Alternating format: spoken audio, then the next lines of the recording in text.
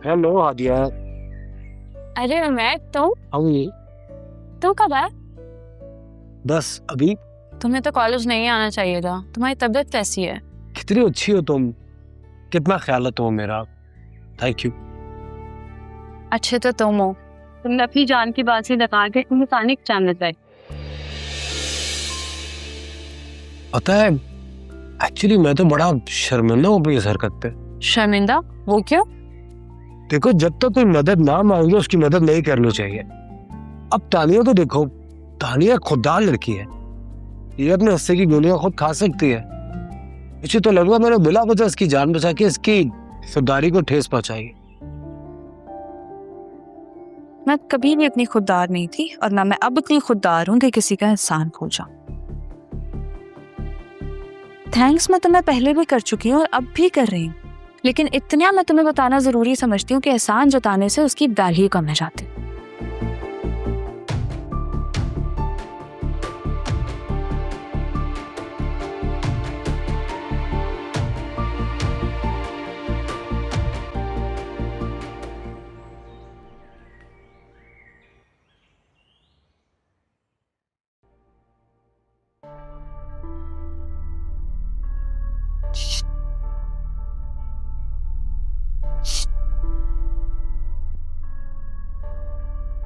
जुनेद बेटा, जी तायम्मी। वो जरा कमरे में चल के देखो, पता नहीं लाइट ही नहीं जल रही है, जरा चल के देख लो। अच्छा, आइए। क्या हुआ? मैं कोशिश कर रही हूँ लेकिन हो ही नहीं रही।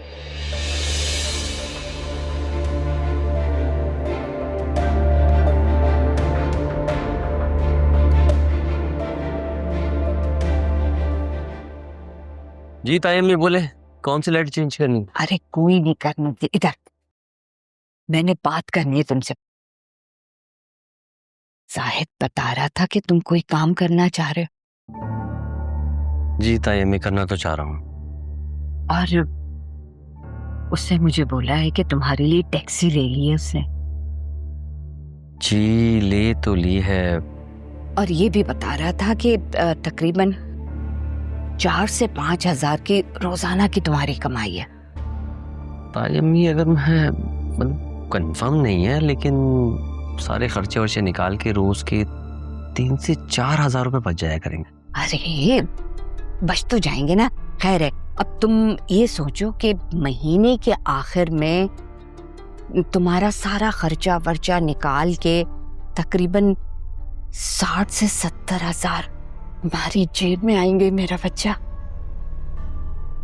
हाँ, वो बच तो जाएंगे।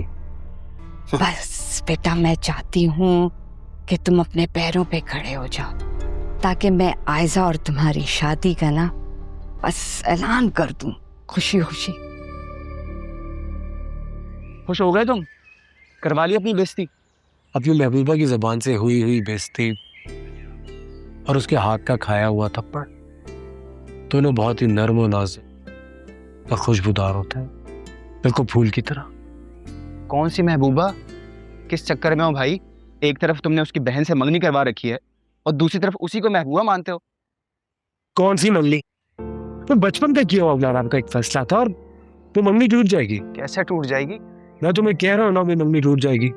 तुम आग की दरिया में खुद कूद रहे हो। जिस लड़की को तुम पसंद करते हो ना, वो तुम्हें अपने बहन का होने वाला शौहर मानती है, और वो मिजाज की इतनी तेज है कि अगर तुम उसकी बहन को टुकराओगे तो वो तुम्हें अपनाएगी क्या? यार हो जाएगा सब। कैसे हो जाएगा? यार देख, जैसे मैं सबकी नजर में एक मेडिकल स्टूडेंट हूँ लेकिन पढ़ लिटरेचर रहा हूँ, उसी तरह मैं सबकी नजर में सिंगल का मंगेतर हूँ, लेकिन शादी मेरी तानिया से होगी। तुम सोचो, अगर तुम्हारे डैड को वाकई में पता चल गया तो? कैसे पता चलेगा? ये ऐसे पता चलेगा उनको। डैड? जी सामने तुम डैड। बेटा, मुझे पता चला था तुम घर आ जाए और मुझसे मिले बगैर चले गए। ये जो मैंने कहा था आप किसी कॉन्फ्रेंस में बिजी हैं, इसलिए फिर मैं चला गया था।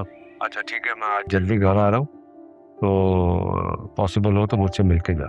ओके ठीक है, आ जाऊंगा। खुदा हाफिज।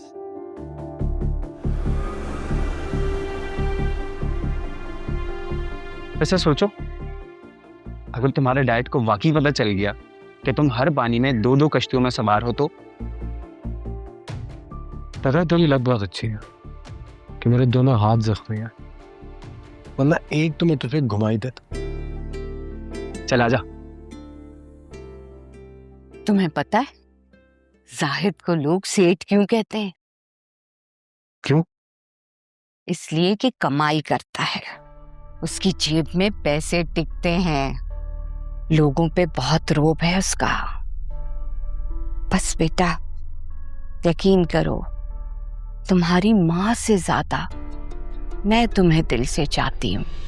बस ये ना हो कि तुम कमाने के बाद अपनी ताई को ना भूल जाना। कैसी बात कर रही है ताई अम्मी, मैं आपको कैसे भूल सकता हूँ? और ये जो तुम्हारी माँ रोज तुम्हें ताने देती है ना, उसके भी दांत खट्टे हो जाएंगे। लेकिन भैया एक बात कहूँ, वो जो तुम्हारे साथ सुलूक करते हैं ना, दुश्मन के औलाद के साथ भी ऐसा सुलूक ना हो जैसे तुम्हारी माँ तुम्हारे साथ करती है। वैसे बेटा इंसान की असल जिंदगी जो है ना, वो शादी के बाद शुरू होती है। ऐसा ना हो कि तुम अपनी माँ की बातों में आकर अपनी बीवी के हुकूक ही भूल जाओ। ताई अम्मी, मुझे शरीयत का अच्छी तरह पता है। हाँ, मैं भी कौन सी गैर शरई बात कर रही हूँ। तुम्हें तो पता है कि सास बहुओं का कैसे झगड़ा होता है। अब शादी के बाद सासें जो हैं बहुओं से क्यों जलती हैं भला? इसलिए क्योंकि वो समझती हैं कि शादी के बाद सारी कमाई बेटा अपनी बीवी को दे देगा और अपनी बीवी को सारा वक्त देगा। इसीलिए बहुएं सासों को बुरी लगने लग जाती हैं और मर्दों की अलग सर खपाई होती है, ज़हनी टेंशन हो जाती है, मरीज बन जाते हैं वो बेचारे। और तुम्हें तो पता है ना कि तुम्हारी माँ वैसे ही तुम्हें प्यार नहीं करती है बेटा। शादी के बाद तो तुम दोनों का जीना हराम कर देगी भाई वो। हाँ बिल्कुल ठीक कह रही है ताईजान।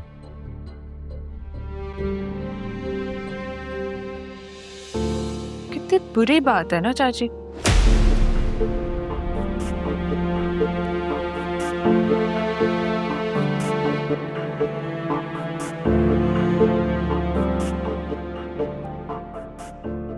कौन था बाहर? रेहाना चाची थी। हाय अल्लाह, मैं मर गई। कैसे छुप छुप के ताए भतीजे की बातें सुन रही थी? ये कोई इंसानियत है कि किसी की बात के टोमे लगे रहना? सख्त गुनाह है बेटा, सख्त। समझाओ अपनी माँ को।